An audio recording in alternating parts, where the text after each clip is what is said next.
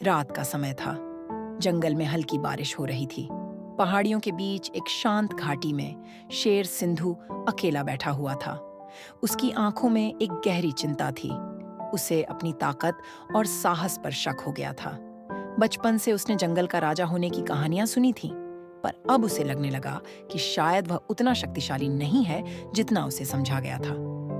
एक दिन सिंधु ने फैसला किया कि वह जंगल छोड़कर अपने सवालों के जवाब खोजेगा।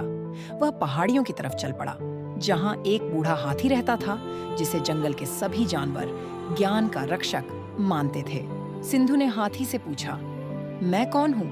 क्या मैं सच में जंगल का राजा हूँ या यह केवल एक मिथक है? बूढ़ा हाथी मुस्कुराया और कहा, तुम्हारी पहचान तुम्हारे भीतर छिपी है सिंधु। इसे किसी और से पूछने की जरूरत नहीं है।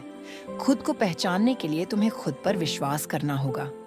हाथी ने उसे एक दर्पण दिया और कहा, इस दर्पण में देखो, जो तुम हो वह तुम्हें दिखेगा।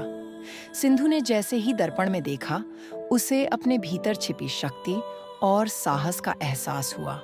उसे याद आया कि उसने कैसे जंगल में कई चुनौतियों का सामना किया था, कैसे वह हमेशा अपने परिवार और दोस्तों की रक्षा करता था। उसने समझा कि उसकी पहचान उसके कर्मों में छिपी थी।